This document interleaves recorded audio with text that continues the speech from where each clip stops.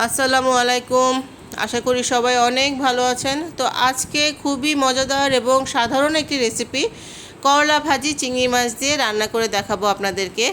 এটা আমাদের সবারই খুবই পছন্দের একটি খাবার, আমাদের মামুনিরও খুবই পছন্দের। সে কিন্তু আপনাদেরকে ভালোবাসা এবং লাইক দেখাচ্ছে, তার মানে উনি ফুললি সাজেস্ট করতেছে কিন্তু আপনাদের। সো আপনারা চেষ্টা করবেন এটা বাসায় রান্না করে খেতে এবং আমাদেরকে জানাবেন যে কেমন হয়েছিল, ঠিক আছে? তাহলে চলুন দেখে আসি কিভাবে আমি এই করলা ভাজিটা করেছিলাম। আমরা প্রথমেই কড়াইতে তেল দিয়ে দিব। তেলটা কিন্তু গরম হওয়ার পরে আমরা বাকি ইনগ্রিডিয়েন্টসগুলো ইউজ করব।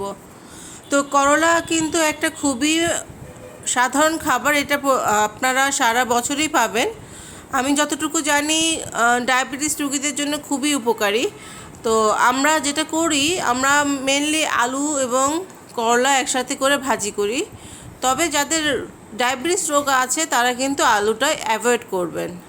ওকে, তো এখন দেখতেই পাচ্ছেন আমি বেশি পরিমাণে পেঁয়াজ দিয়ে দিয়েছি। আপনারাও পরিমাণ মতন পেঁয়াজ দিবেন, কারণ আমার কিন্তু আলু ইউজ করাতে করলার ভাজিটা একটু বেশি পরিমাণে হয়ে গিয়েছে, সেই আন্দাজে আমি পেঁয়াজ দিয়ে দিলাম। এরপর কি করব, এরপর শুকনো মরিচ দিয়ে দিব ডাইরেক্ট, কারণ আমরা আজকে ভাজিটা করব শুকনো মরিচ দিয়ে। আপনারা ইচ্ছা করলে কাঁচা মরিচ দিয়েও করতে পারেন, তখন অন্যরকম একটা টেস্ট হবে, ঠিক আছে? সো এখন দেখতেই পাচ্ছেন এটাকে আমি ভালো করে ভেজে নিচ্ছি। এবং এই ভাজিটায় কিন্তু আপনারা চিংড়ি মাছটা আগে দিয়ে দিবেন।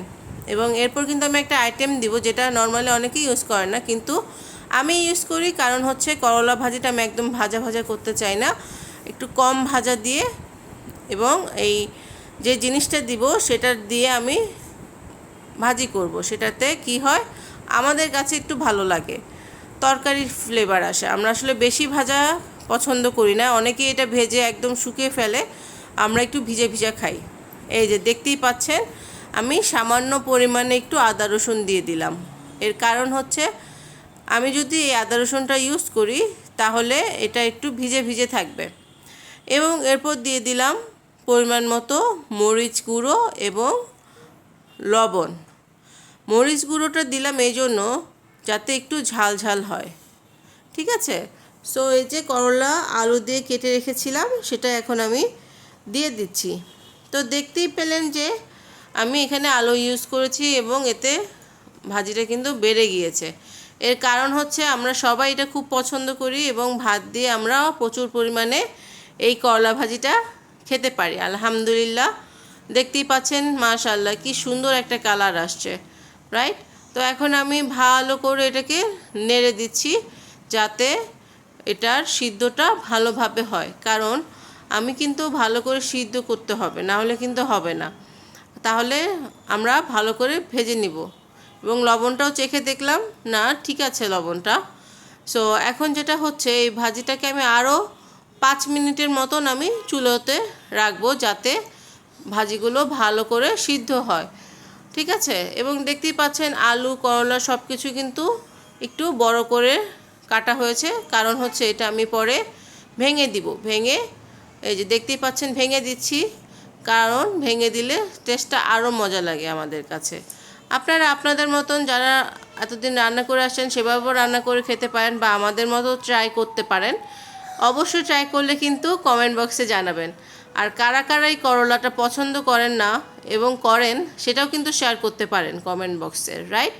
তাহলে আমি বুঝতে পারবো যে আমার দর্শকরা কি আমার সাপোর্টে আছে নাকি তারা করলা খায় না, নাকি অন্য আইটেম দেখাবো। যদি পরিমাণটা বেশি হয় যারা করলাটা পছন্দ করেন তাহলে কিন্তু এই আইটেমটা তো আছে, আরও অন্য কিভাবে করলা রান্না করা যায় সেটাও আপনাদের সাথে আমি ইনশাল্লাহ শেয়ার করব। তো যারা পছন্দ করেন তারাও কিন্তু কমেন্ট করতে পারেন, এবং যারা করেন না তারা অবশ্যই কমেন্ট করবেন, ঠিক আছে? যারা বেশি কমেন্টে জয়ী হবে তারপর সেই অনুযায়ী আমি রেসিপি শেয়ার করব ইনশাল্লাহ, ঠিক আছে? এই যে দেখেন কথা বলতে বলতে কিন্তু ভাজিটা হয়ে গিয়েছে। সো এখন আমরা যেটা করব, একটি পাত্রে আমি ভাজিটা বেড়ে নিব। মাশাআল্লাহ, দেখতেই পাচ্ছেন কি সুন্দর একটা কালার আসছে, আলহামদুলিল্লাহ। খেতেও কিন্তু অনেক মজাদার ছিল। তো আজকের এই ভিডিওটা কিন্তু এই পর্যন্তই। আশা করি আপনাদের অনেক ভালো লেগেছে। আপনাদের ভালোবাসায় আমরা খুবই খুশি এবং আপনাদের জন্য অনেক অনেক ভালোবাসা রইল আমাদের পক্ষ থেকে। অবশ্যই ট্রাই করবেন এবং কেমন লাগলো সেটা জানাবেন, আমাদের জন্য দোয়া করবেন। আর নেক্সট ভিডিও আসা পর্যন্ত সবাই ভালো থাকবেন, মজাদার খাবার খাবেন। আল্লাহ হাফেজ।